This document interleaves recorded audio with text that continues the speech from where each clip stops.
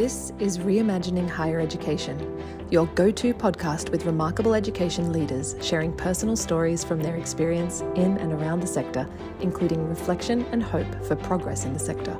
With your host, Dr. Ashraf Mahate, consultant in the areas of international trade, export promotion, inward investment attraction and entrepreneurship, Fellow of the Royal Society of Arts, and member on Studiosity's Academic Advisory Board. Welcome. Today, I'm delighted, honored, and extremely pleased to be joined by somebody who, for a little while, was also my colleague and boss when I was an adjunct at the RIT in Dubai. Professor Khalid Khawaja, a distinguished leader whose insights and experience are helping to redefine higher education in Dubai, and I think in the wider Middle East. So let's get started and welcome Professor Khalid. Thank you for having me. Pleasure and honor. It's certainly a pleasure. And I said, you obviously lead one of the most well-known institutions in Dubai, in the UAE, RIT Dubai campus. It's been leading, and it actually has grown tremendously in the space that you've been leading it. And I think one of the things that I'd like to start off with is that every single leader in higher education has witnessed massive structural shifts. When I started in university, we didn't have computers. I think it was very much like you. We had to handwrite our assignments. So it was a very different world. And reflecting on your own journey onto what is now a leadership role, how have your own personal experiences shaped your own strategies as a leader, including your own struggles as a learner, as an educator, and how you believe the conviction to trust and human capacity, because that's what we really are here in education, building human capacity, remain at the center of your institution and what you try to achieve at RIT Dubai? This is an amazing question because it encompasses a lot of things, right? If I dissect it, how things have changed, how's that change going to affect the strategy of our strategy in growing and serving our mission towards our constituencies, which is mainly really it's student-centered, right? So maybe these are really the main two pieces, and I think everybody is talking about the change. Things have changed quite a bit. I always say this. I actually said it to a parent this morning. When I graduated with my PhD over 30 years ago, Earth had 5 billion people. Now there are 8 billion people on Earth. And so I always joke with my students. I tell them there are 3 billion extra people you have to compete with. I didn't have to compete with.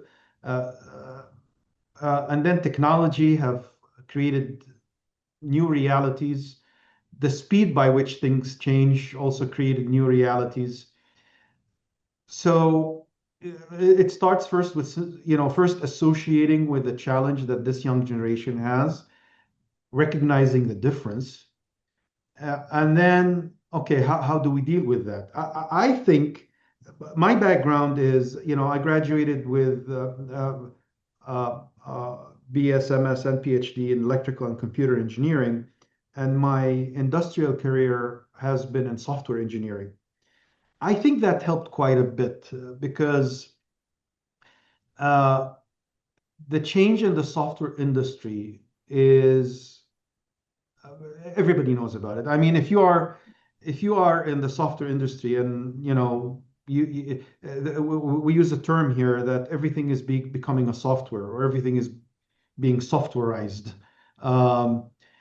And if everything is becoming a software, then how are the software companies or the technology companies are dealing with the change, right? And I have dealt with that quite a bit. And that has been extremely helpful because the way I approach this is let's learn from those instead of reinventing the wheel.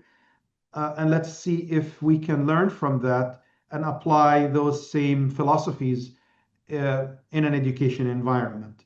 And that's something that has helped me quite a bit, I think, the past 20 some years that I have been uh, in leadership positions within the education industry here in this region. Uh, so let me start by kind of uh, shedding some light on how the software industry is dealing with change, right? What are the realities there? And then trying to juxtapose that into education and how actually that was really helpful. And then uh, with the all the changes that now AI is introducing, how does that all blend together in this mixer? And how would that then lead to a better way of looking at uh, the creation of a strategy for taking an education institution to the next step? Professor Khalid, you've said something amazing, um, which is the idea that AI is changing the world we live in, right? And I don't think I can ever do an interview without mentioning these two words, artificial intelligence, right? Yeah, it's the elephant in the room, that's for sure. It's a huge elephant in the room. And then the other thing I think you said, which I really loved, was how do you develop strategies and the student-centric nature of RIT, right?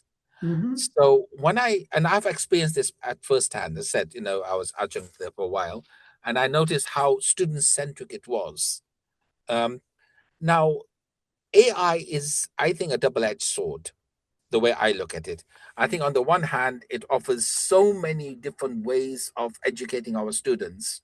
I remember when I was studying, and I'm sure it wasn't very different to how you studied. We only had two sources of information: your lecturer or the library. And we spend countless hours in the library. When my daughters, and both my daughters are at university, when they want to study, they have the lecturer, the library, but more importantly, online resources, right? And AI based resources. They take their notes, they put them into a system, and it comes up with beautiful lecture material, right? So I think it can be great, but it also offers challenges. And I want to focus on what do you think are the challenges that AI creates, and what are the solutions from a very student centric institution such as yours? Well, I mean, you and I have been through the dot-com bubble, as the term has become, right? I, in some way, it's a deja vu for me. All right. I mean, I remember when all these technologies started coming up, and there are those who were able to adapt and reskill themselves, and and some made it really big, right? Some of it opened some doors for some kids like Mark Zuckerberg and these famous people, and they made billions. But these are the famous ones. It opened doors for a lot of people to create new things, be successful all kinds of ways. Um, and I've seen also those who weren't able to really get it and pick on the trend at that time, and they were phased out. I see similar challenge happening here now. I mean, it opens a lot of doors, a lot of opportunities. I'm confident that it will create so many opportunities for a lot of people, those who are able to uh, really slice through the hype and understand the opportunity that this thing is offering. Those will make it, they will, some will make it really, really big, and some it'll be really an opportunity to create amazing things for themselves. And unfortunately, there will be those who will not understand will not be able to pick up on the opportunity, and they will suffer. And again, I've seen this before with the .com. The only difference, I think, is that it's so much faster today. You know, during the .com, you may had time to kind of figure things out and decide what you want to do. Unfortunately, with this one, maybe it's a bit faster. You really need to pick up on it quicker and reskill very quickly because the trend is just moving fast. So it's a lot of deja vu here. And I think as universities, we need to move very quickly with creating strategies for every single program, making sure that I call that the AI value stream within every program. And I use that term. It's a technical term, and it has background. And I started by saying that I learned a lot from the software industry, and in the software industry, to be agile is a matter of life and death. If you are releasing your product every year, somebody else will come and release every week, and you'll be in trouble. They'll eat your lunch. So agility is absolutely critical. And one of the key things is to make sure you understand your flow. And they borrowed from the industrial engineering this value stream mapping to understand your flow. I'm borrowing this now in education, basically saying it's the same thing. You really need to understand your value stream and map your curriculum and your programs in a way that you understand that, and then create an AI value stream so that you are able to deal with the challenges that AI are introducing. And there's so many elements to that, right? I mean, educators, they understand that there's certain foundation that you have to make sure that students absorb without AI. But then there is a point in time where within their education journey in the program within the university, you need to make sure you give them the AI skills required in their field. And every field is affected. So I don't care what it is: arts, engineering, computing, technology, health, all are affected. And if educators don't make an effort to understand that value stream offering, and I've written about this, then and then create that AI story or AI value stream to understand what kind of technologies we need to inject in the curriculum and where, so that at the time of graduation, we are comfortable stating that our students have the foundation, but at the same time are very well equipped with all the AI tools in their field that will allow them to compete and succeed. If we have to be able to make that statement, right? So you mentioned, here at RIT Dubai, we've created that AI value stream, AI strategy for all our programs. We started like 2 years ago, more than 2 years ago, immediately after ChatGPT became popular. And I'm proud that we've been able to recognize that and really embark on that journey way early. And the hard part was convincing the team that this is really needed. So it required a lot of pushing. You get this, and I don't blame people. I mean, I guess that's the role of leadership. People are busy, faculty are busy with their daily things. Sometimes they don't have the luxury that I have of seeing the big picture. But I think having that big picture, the need to do this is obvious. And so I keep telling my colleagues that this is not an option. You do it or you will perish. I mean, it's just as simple as that. I'm telling you, you have to reskill. You have to understand the effect of AI in your field. It's not going to replace, this this hype that all of us are going to lose our jobs next week on Tuesday, it's ridiculous. It's just there is so much restructuring and that's happening and reshuffling in terms of what's needed, that we really need to be very aware of it, do the mapping, uh, uh, make sure we introduce the right tools and teach them in the right place, right time.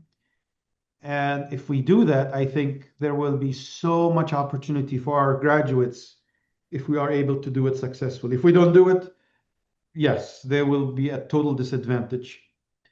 So, and there is also a paradox that's introduced in the mix, which that's the one that really scares me. Because, for example, I'll give you this example. I was working on a project past 2, 3 weeks, a software project. I still engage in these things, and so I would use. So it's an enterprise system project that's based on enterprise system. So it's a multi-tier system, and I use Spring Boot, and I use this is a tool, a popular tool for enterprise systems, and client side is written usually using Angular or React or whatever. Anyways, I typically I would hire a lot of junior co-op students, or and try to engage them in these types of things. So past 3 weeks, I was playing with a project idea, and I was able to create a prototype in, I don't know, in a week. But it's a prototype. It had a lot of issues. So in order to fix all the issues, I would reach a point where prompting the system, it's just not doing what I needed it to do. So I said, okay, fine. I dig into all the database and the code that it created. And I basically say, and I'll give it the instruction in terms of the database fields, and then in terms of how stateless, stateful variables and all that, without a lot of details, then it will do what I wanted it to do, and I'm feeling that I'm getting closer to a production level system. And I started thinking, okay, in order to get to the experience I have, somebody, many years ago, that was at my experience level today, gave me the opportunity by hiring me to do all these, junior level tasks. And I learned from those. And over the years, I got to the level where I'm right now with the experience that I have today. So if now I don't need to hire those junior level programmers and AI can do it for me, how can the next tier of experienced people evolve to my level if I don't need to give them, I can use AI to do all these mundane tasks, right? You see the paradox? Yes. So immediately you put your hands on a problem I think education needs to deal with. How do you provide, and maybe society needs to deal with? It's obvious that dealing with AI requires a lot of. It's very helpful for people with experience because they can get it to do a lot of the mundane work. But that mundane work is what gives experience for junior level workers so that they can grow in experience and become experienced people with time. But if those jobs are not available anymore, how are you going to build that experience now?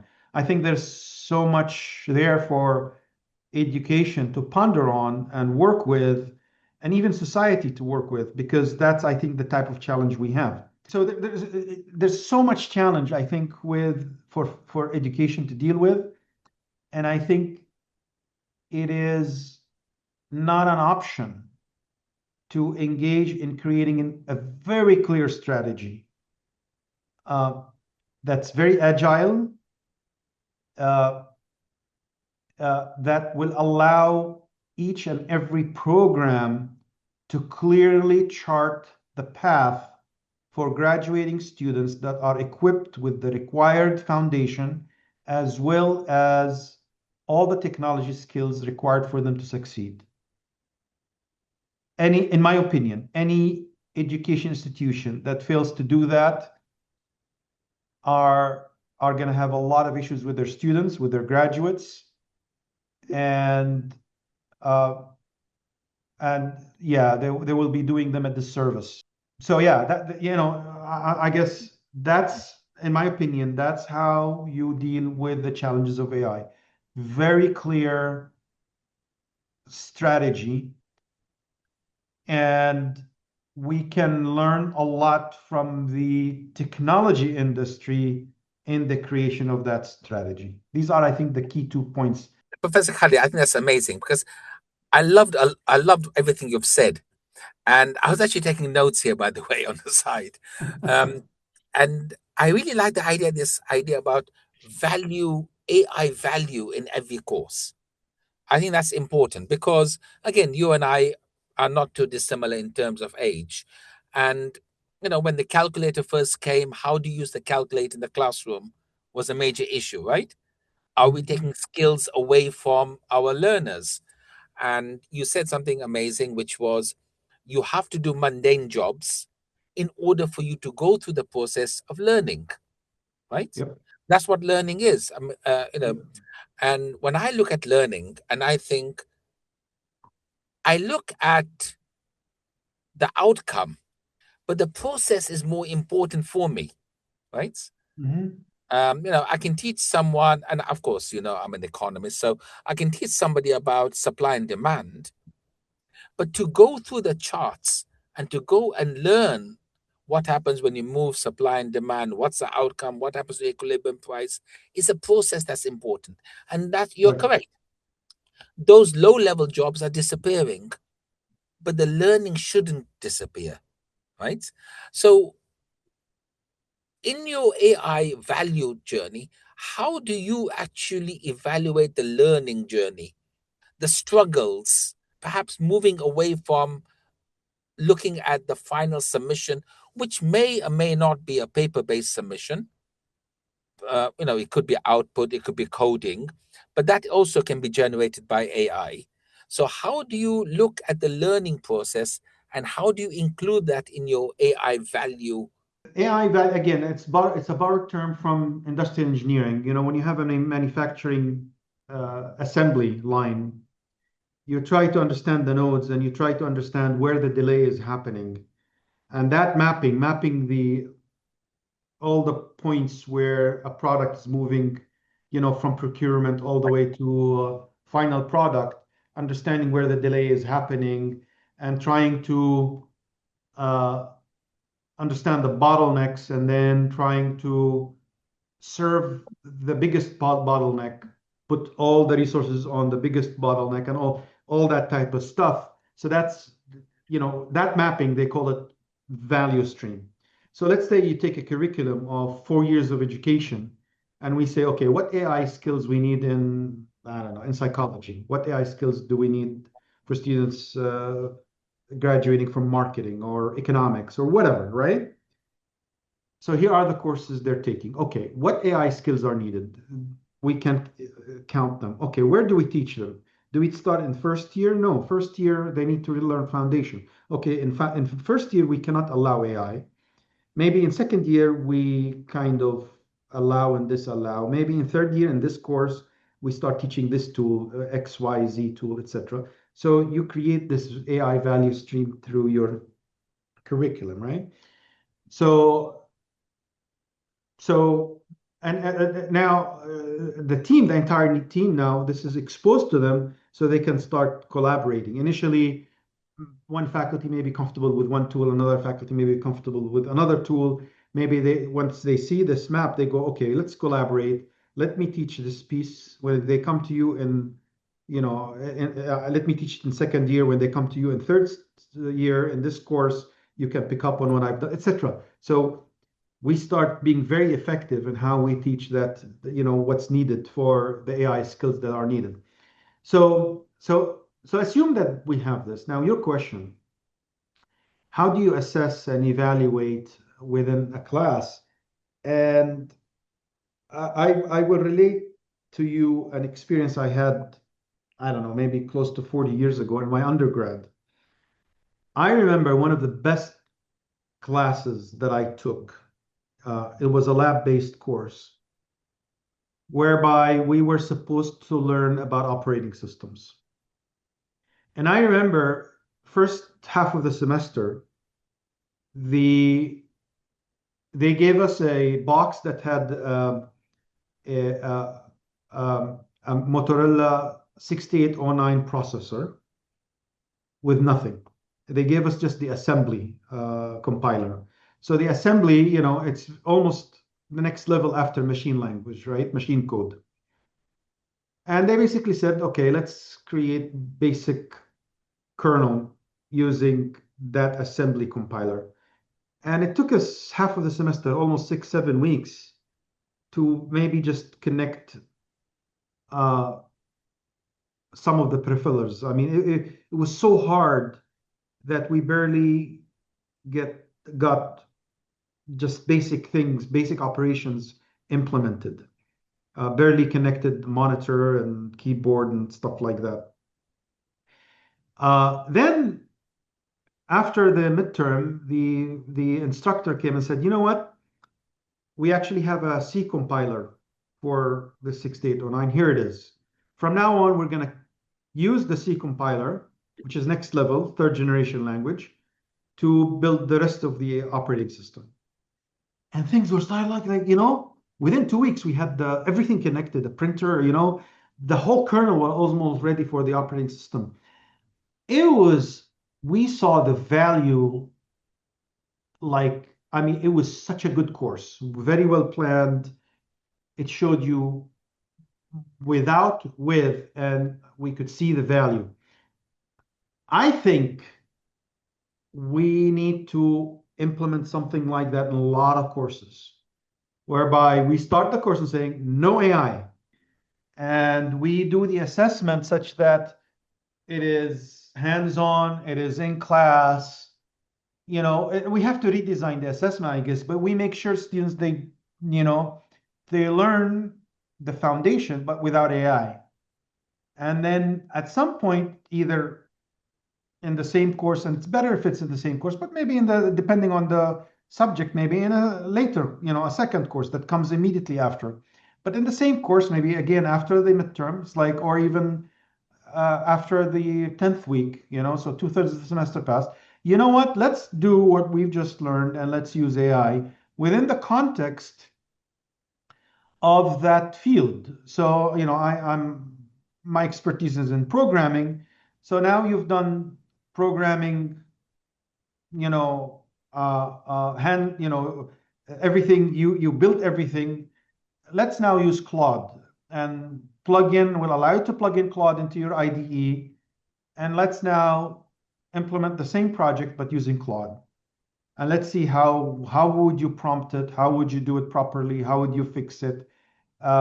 Okay, now we have a problem. Notice that what you learned in the first 10 weeks will allow you to debug that code a lot better. Something to that effect. I think students then will see the value and will learn the foundation, but at the same time will understand how AI plugs in at the right time and how much time it saves them building what they need to build or getting to the finish line. I think something like that philosophy of structuring a course and doing the assessment where a lot of it is based on what you build hands-on during class, and maybe at home also, but with certain parameters to make sure that when you don't want them to use AI, that you as a faculty are comfortable detecting that they haven't used AI. And there are a lot of mechanisms and tools that faculty use, like in writing, write, do some writing in class so I understand your style. Hey guys, I know your style. if you go out and you write something and it's 10x different from what you just written, I will hold you responsible for it. I will catch you. Don't do that. Don't use AI. That's not the point. Faculty being transparent, having the tools, being proactive, and when they say no AI, being proactive in detecting that students are not really using AI, and creating the type of assessment that lends itself to detecting violations, I think is something that's going to be extremely important. And then this redesign of the courses such that students can understand the value that AI brings once they learn the foundation. I think a lot of that has to happen. So yeah. I love your example, and I think that's really the whole what I refer to as apprentice style teaching, right? Where you are giving them a skill based or a problem based learning, where you're giving them a problem and then they go through the process. Now, I obviously come from a very different discipline. Economics is very different from your discipline, but nevertheless, I But think you're again, Dr. Ashraf, I mean, even what the example you mentioned is like, looking at the supply and demand and looking at the graphs. Um, uh, Again, I can see easily a problem given to the students whereby they have to go through the motions of drawing the graphs, making the judgment.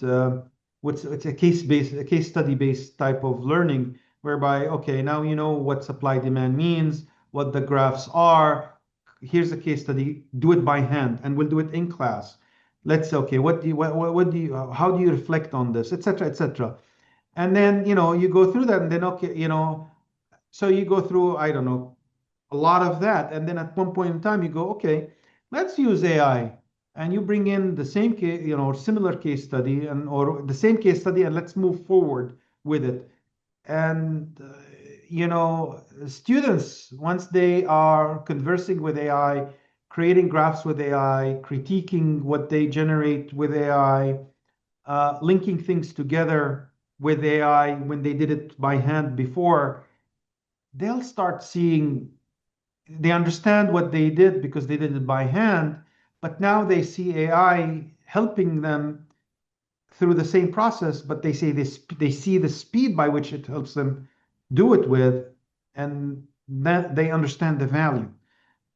So again, I think it lends itself to all fields. It's just we need to sit down and really understand where AI can help us uh, do more, map that to our curriculum, and make sure we introduce it properly, whereby we provide enough opportunity for the students to understand the foundation, but then introduce AI at the right time so that they see the value while still having learned the foundation. but there's the underlying belief of trust, right? Trust in teaching, trust in learning. And there's this ongoing, I think, tension between maintaining academic credibility and Yeah. avoiding a culture of digital surveillance. Now, the question Well, is, yeah, stick and carrot. I mean, we have, yeah, sometimes we have to. yeah, but the current technology is very much based on digital surveillance, right? It's and I personally believe that it's actually quite flawed. I think we have to move away from digital surveillance to an idea of where we protect the student against trust and suspicion and use AI more for supporting and using, as you quite correctly pointed out, the learning journey, right? 100% trust-based system. I think that's, I don't know. I would think it'll be a bit naive to think that 100% of the students are going to abide. I do agree that largely trust system, but you can't totally assume that 100% are going to abide by that type of system. I mean, there will always be a percentage that will try to destroy, because that small percentage, if they go undetected, they risk destroying your work. So Absolutely. I'm totally for a trust-based system, but with very smart sensors in the right places just to detect violations. And those violators that are confirmed, they really need to be, they have to pay for it. And students talk, and students then will understand that, yeah, I mean, they are trusting us, but the price for violating that trust is heavy. Uh, Absolutely. that formula has to be in place. So I Absolutely. agree with you, but not with zero detectors and Right. zero sensors along the way. Without a price to be paid for those who are detected. I think that needs to also be in place. Totally agree with you. But one of the things that I fear is that with AI, educators are facing the immense pressure, often to act as investigators, as police officers, if you will, of student work.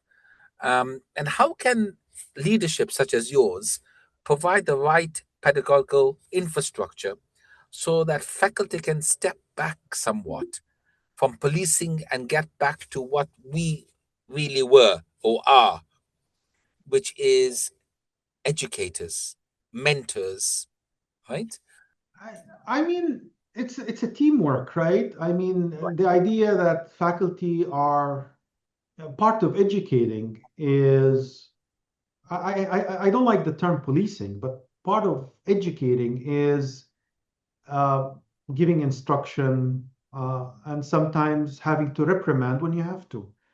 Uh, Right, that comes with the game. I mean, a father or a mother that doesn't pay attention to things that are going wrong and taking action is incorrect parenting. I mean, something is missing, right?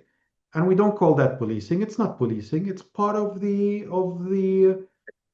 education journey, part of the education duties as educators. That's part of the game. So, that's not policing. And I think what you're referring to, yes, some faculty forget their role as educators, and they just focus on that piece, the reprimanding, and they become like right. police Or men and super women. cops. Yeah, and, that's a problem. I mean, that's an educator that's missing the point. All right. Right, right, Education comes with all kinds of duties, and one of them is being aware, being alert, and trying to help students who are trying to overstep you. Yeah, it comes with the. But if all you do is that, then you're missing the point. And yes, I agree with you. Some faculty miss the point and they become just policemen, and that's a problem that needs to be fixed. That's not what education is all about. Uh, uh, how do we, as leadership, how do we support the faculty with that? Uh, Step number one is providing opportunity to learn. right. Empower the faculty with development. It's more important than ever. Uh, Again, we started this discussion here by talking about the exponential speed by which this is moving. So, as leadership, we need to recognize that. We need to provide opportunity for faculty to upskill themselves. Uh, you know, Absolutely. it's step number one. The first thing we did here at RIT is bring in consultants from PwC and other entities to basically give uh, lectures on the foundation of LLMs and how you deal with them and what's even 3 years ago when this started, over 3 years ago now. prompt engineering was a big thing, right? And Right. some so so yeah, training and learning is something you need to keep pushing for, and providing a roadmap, strategy. Under any organization, members of that organization will not appreciate a leadership that's lost, that doesn't provide the path, that, and doing that starts with a strategy, clear strategy. So when a strategy is created, we're doing it to help ourselves try to create a path. So you create a strategy that will allow you to create a roadmap, a path that then you will share with your team, and then they'll see where we're going. Being transparent about that, making sure sometimes we get bored repeating the same thing again and again and again. I always tell my team, I know I'm boring you repeating this, but great. I want you to be bored because I can't afford having people unaware of where we're going. If you're one of those that are bored, means that you're always listening. That's great, but don't assume that everybody is listening. And I need to increase the percentage of people who are on board. And I can only do that by repeating and repeating and repeating. So please forgive me if I'm boring you, because I need to get everybody on board. So I don't get tired of repeating these things because I think they're important. So again, to summarize, as leadership, we provide training, and we provide a strategy and a roadmap. You said something very interesting, the role of a parent. And you're at a university where parents are paying fees, right? So, and I'm a parent, I pay fees for my daughters. So, and again, I ask this question: if AI can produce immediate, very polished answers, what is the value of a degree, right? And again, this is something that's been in the media quite a lot. In fact, very recently, this has been a big hype in media all around the world. So the question that I always ask is, how are universities managing this problem? How are they ensuring the long-term value of a degree? Every time a new technology comes, people, brick and mortar universities are dying. Right, right. It's actually more needed than ever before.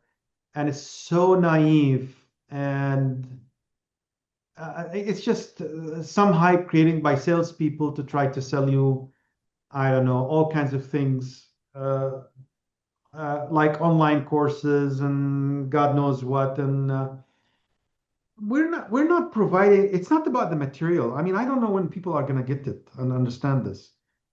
We're not. It's not. When I teach, again, I I don't teach as often as I used to. I wish I can, but when I'm in the classroom, first session, I tell students there's nothing that I will say in this class that's not somewhere available somewhere on the internet. All right. So and then I ask them, why are you here? And they kind of all say, and I say, well, I had a 40-year head start over you. I have a couple of hints for you that will allow you to take a lot of shortcuts. The only way you're going to get those is by being here. That's what I'm going to give you. I mean, I'm going to give you a lot of shortcuts. And here's the interesting part. The shortcuts for, and I point to the student sitting in the front row. The shortcut for you it's definitely different than the shortcut for you, different than the shortcut for you. If each one of you is individually different, and you need different kind of hint to understand the material. And the experience I have will allow me to understand the hint or the type of twist that you need in order to get from point A to point B. And I don't know when I'm going to I wish I know when am I going to be handing it to each one of you. It's just going to happen sometime. And it may not happen with me. It may happen with another faculty. I don't know. But that's why you're here. And that's why you need to attend every single lecture, because you're here for that social experience, that hint that I'm going to give you that's just going to make a difference. So there is that. There's also the social interaction among students, and it is more needed than ever. I mean, look at now Europe, the UAE now disallowed social media for children under 15. And the I, UK? I am 100% for that. The kind of problems that have been created because of this are enormous. Who's going to fix that? Who's going to deal with all these issues, right? Universities. That's what students come from K to 12. They come here so that we can, uh, first of all, give them all the shortcuts they need in order to try to understand the material, the various material, and kind of shape their understanding in a way that can make them successful. And every student is different. One student will need that material and shape it so that they can create their own business. One person, it's just, they want to work for a multinational. One person, it just varies. One person want to teach, they want to go for grad school, you know, and then all these opportunities for social interaction between students, um, to do all kinds of things, compete, again, create their thing. um, where is that going to happen? Who's going to teach them that? Universities. And that's what makes people successful, not the material, right? What use is this material if you don't? And now with ChatGPT and Cloud and Claude and Gemini and all these AI tools, what's the value of these things if you don't know how to write the right prompt and right question and navigate yourself around it for a purpose? I mean, technology is not going to replace universities. I'm telling you, we have more work than ever before. It's just the kinds of issues we're seeing with the graduates of students from K to 12 are increasing. If anything, they are exponentially increasing. What we're seeing is a lot more work than before, not less. Professor Khalid, this has been a fascinating conversation. But I have one last question for you. Mhm. Let's look at today's students and let's see, or let's imagine them in 10 years. How do you think they will recall their experience in RIT today and how it's given them the skills to become future proof?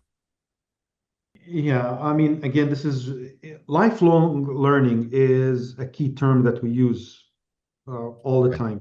How do you equip students with skills that will enable them to engage in learning all the time throughout their life?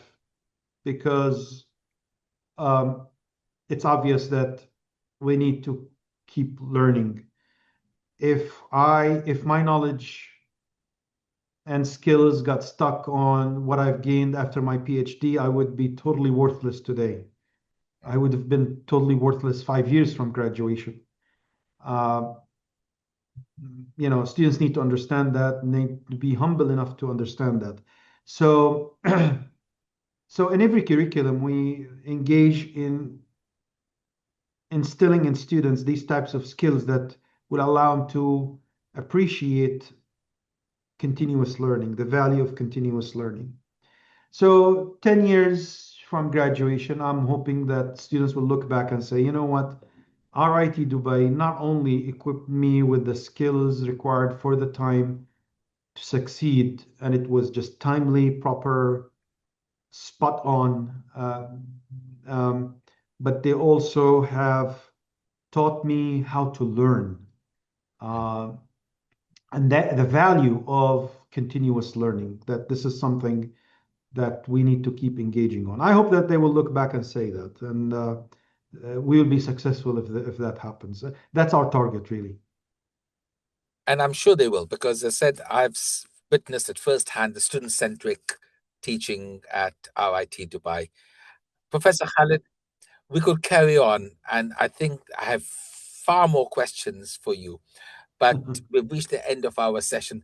Thank you so much for your Thank you, insights. Dr. Ashraf. Really appreciate your time, and I hope it can be useful to whoever is watching.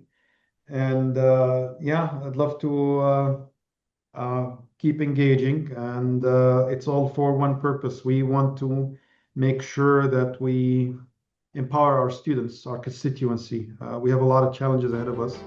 I appreciate your time and the opportunity to chat with you. Really, thank you.